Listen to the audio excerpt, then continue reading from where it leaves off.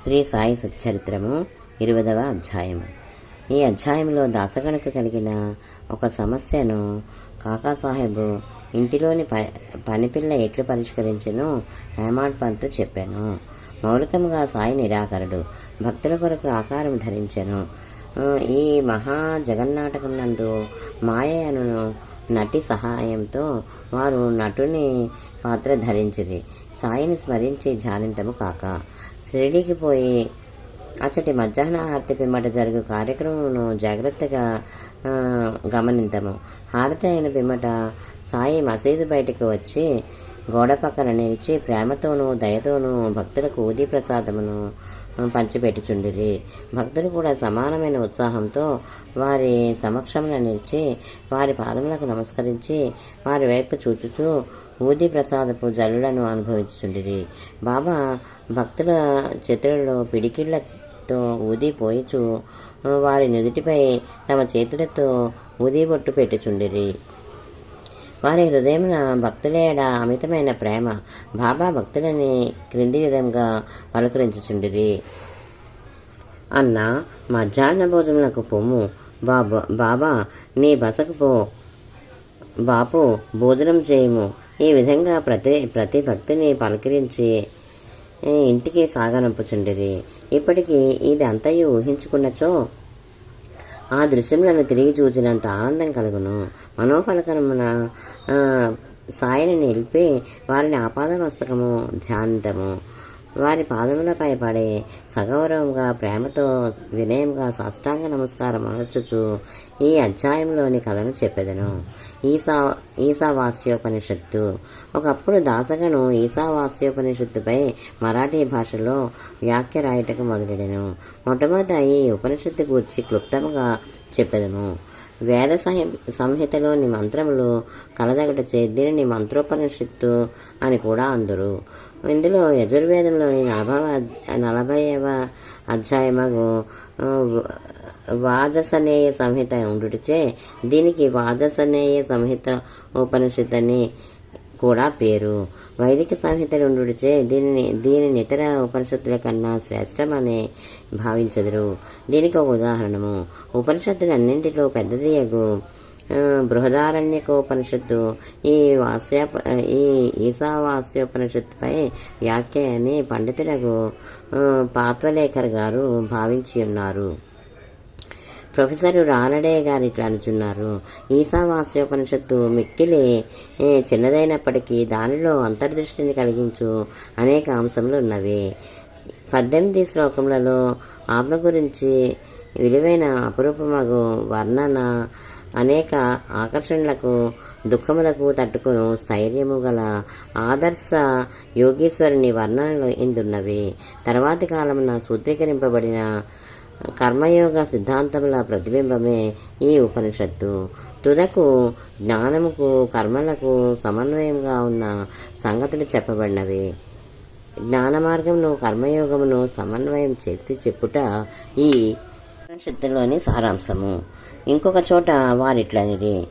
ఈశావాస్యోపనిషత్తులోని కవిత్వము, నీతి, నిగూఢతత్వము, వేదాంతముల మిశ్రమము. పై వర్ణమును బట్టి ఈ ఉపనిషత్తులను మరాఠీ భాషలోనికి అనువాదం చేయుట ఎంత కష్టమో ఊహించవచ్చును.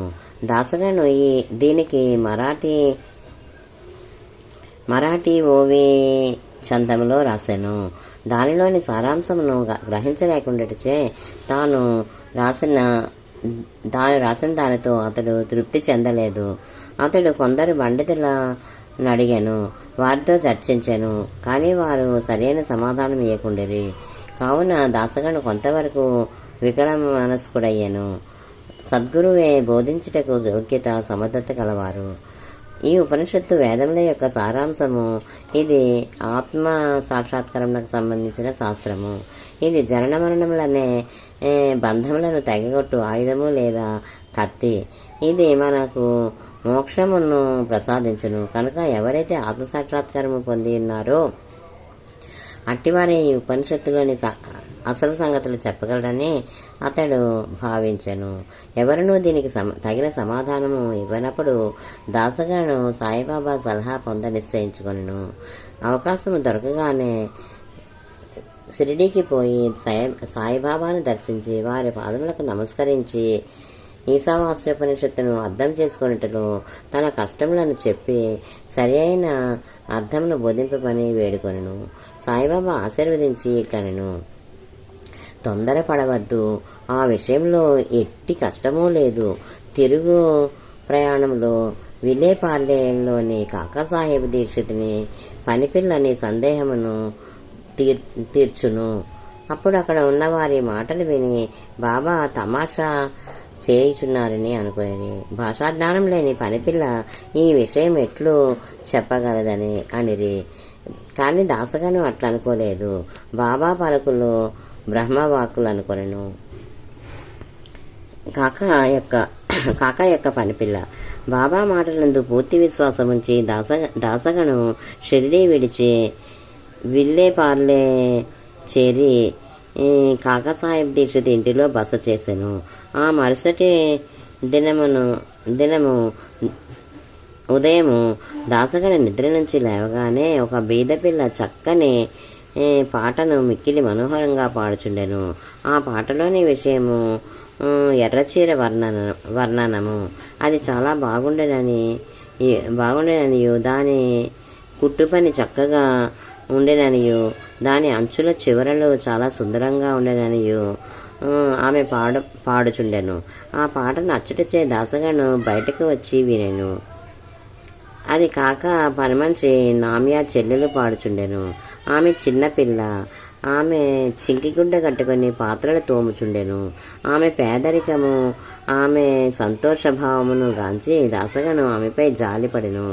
ఆ మరుసటి దినము రావ్ బహదూర్ ఎంవి ప్రధాన్ తనకు దోవతల చావులివ్వగా ఆ పేదపిల్లకు చిన్న చీర ఇమ్మని చెప్పాను. రావ్ బహదూర్ ఒక మంచి చిన్న చీరను కొని ఆమెకు బహూకరించెను. ఆకలితో నకనకలాడుతున్న వారికి విందు భోజనం దొరికినట్లు ఆమె అమితానంద పరవశురాలయ్యను. ఆ మరుసటి దినం ఆమె ఆ కొత్త చీరను ధరించెను. అమితోత్సాహముతో తక్కిన పిల్లలతో కలిసి గిర్రున తిరుగుతూ నాట్యం చేసెను. అందరికంటే తానే బాగుగా ఆడి పాడెను. మరుసటి దినము చీరను పెట్టిలో దాచుకొని మామూలు చింకి బట్ట కట్టుకొని పని చేయుటకు వచ్చాను. కానీ ఆమె ఆనందమునకు లోటు లేకుండెను. ఇదంతయు చూసి దాసగను జాలిభావము మెచ్చుకోలుగా మారెను. పిల్ల నిరుపేద కాబట్టి చింకుగిడ్డలు కట్టుకొనను. ఇప్పుడు ఆమెకు కొత్త చీర గలదు, కానీ దానిని పెట్టెలో దాచుకొనను. అయినప్పటికీ విచారం అన్నది కానీ నిరాశ అన్నది కానీ లేక ఆడుచూ పాడుచుండెను. కాబట్టి కష్టసుఖములను భావములు మన మనోవైఖరిపై ఆధారపడి ఉందని అతడు గ్రహించెను. ఈ విషయమును గూర్చి దీర్ఘాలోచన చేసెను. భగవంతుడిచ్చిన దానితో మనము సంతసింపవలను. భగవంతుడు మనలను అన్ని దిశల నుండి కాపాడి మనకు కావలసినది ఇచ్చుచుండెను. కావున భగవంతుడు ప్రసాదించినదంతయు మన మేలు కొరకే అని గ్రహించెను. ఈ ప్రత్యేక విషయంలో ఆ పిల్ల యొక్క పేదరికము, ఆమె చినిగిన చీర, కొత్త చీర, దానినిచ్చిన దాత, దానిని పుచ్చుకొనిన గ్రహీత, దానభావము, ఇవి అన్నీ భగవంతుని అంశంలే. భగవంతుడు ఈ అన్నింటి యందు వ్యాపించి ఉన్నాడు. ఇచ్చట దాసగను ఉపనిషత్తులోని నీతిని అనగా ఉన్నదానితో సంతృప్తి చెందుట, ఏది మనకు సంభవించుచున్నదో అది అంతయు భగవంతుని ఆజ్ఞచే జరుగుచున్నదనియు తుదకది మన మేలుకొరకే అనియు గ్రహించెను. విశిష్టమైన బోధనా విధానం. పై కథను బట్టి బాబా మార్గము మిక్కిలి విశిష్టమైనదనియు అపూర్వమైనదనియు పాఠకులు గ్రహించియే ఉందురు. బాబా షిరిడీని విడివనప్పటికీ కొందరిని మత్స్యేంద్రగఢ్కు, కొందరిని షోలాపూర్కు గాని సాధన నిమిత్తము పంపుచుండెను.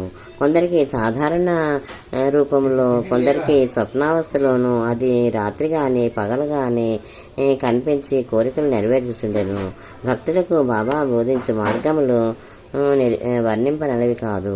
ఈ ప్రస్తుత విషయంలో దాసగణను విలేపార్లే పంపి పనిపిల్ల ద్వారా అతని సమస్యను పరిష్కరించెను. కానీ విలేపార్లే పంపకుండా షిరిడీలోనే బాబా బోధించరాదా అని కొందరు అనవచ్చును. కానీ బాబా అవలంబించిందే సరైన మార్గము. కానిచో పేద నౌకరు పిల్ల ఆమె చీర కూడా భగవంతుని సంకల్ప రూపములే అని దాసగను ఎట్లు నేర్చుకొని ఉండును. ఈశావాస్యోపనిషత్తులోని నీతి. ఈశావాస్యోపనిషత్తులో ఉన్న ముఖ్య విషయము అది బోధించు నీతి మార్గమే. ఈ ఉపనిషత్తులో ఉన్న నీతి దానిలో చెప్పబడిన ఆధ్యాత్మిక విషయములపై ఆధారపడి ఉన్నది. ఉపనిషత్తు ప్రారంభ వాక్యములే భగవంతుడు సర్వాంతర్యామి అని చెప్పుచున్నవి. దీనిని బట్టి మనము గ్రహించవలసినదేమనా, మానవుడు భగవంతుడిచ్చిన దానితో సంతృష్టి చెందవలను. ఏలైనా భగవంతుడు అన్నింటి యందు కలడు. కావున భగవంతుడు ఏది ఇచ్చెను అది ఎల్లా మన మేలు కొరకే అని గ్రహించవలను. దీనిని బట్టి ఇతరుల సొత్తుకై ఆశించరాదనియు ఉన్నదానితో సంతృష్టి చెందవలననియు భగవంతుడు మన మేలు కొరకే దాన్ని నెచ్చి ఉన్నాడనియు కావున అది మన మేలు కలుగజేయనదే అనియు గ్రహించవలను. దీనిలోని ఇంకొక నీతి ఏమనా, మనుషుడు ఎల్లప్పుడూ ఏదో తనకు విధింపబడిన కర్మను చేయుచునే ఉండవలను. శాస్త్రములో చెప్పిన కర్మలు నెరవేర్చవలను. భగవంతుని ఆజ్ఞానుసారము నెరవేర్చుట మేలు. ఈ ఉపనిషత్తు ప్రకారము కర్మ చేయకుండా ఉండుట ఆత్మనాశనమునకు కారణము. మానవుడు శాస్త్రంలో విధింపబడిన కర్మలు నెరవేర్చుట వలన నైష్కర్మ్యాదర్శము పొందును. ఏ మానవుడు సమస్త జీవరాశిని ఆత్మలో చూచునో, ఆత్మ అన్నింటి యందు ఉండునట్లు చూచును, వేయేళ సమస్త జీవరాశియు సకల వస్తువులు ఆత్మగా భావించును, అట్టి వాడెందుకు మోహమును పొందును, వాడెందులకు విచారించును. అన్ని వస్తువులలో ఆత్మను చూడకపోవుటచ్చే మనకు మోహము, అసహ్యము, విచారము కలుగుచున్నవి. ఎవడైతే సకల వస్తుకోటిని ఒకటిగా భావించునో, ఎవరికైతే సమస్త ఆత్మయగునో, అతడు మానవులు పడు సామాన్య బాధలకు, దుఃఖ వికారములకు లోనుగాడు. 20వ అధ్యాయము సంపూర్ణము.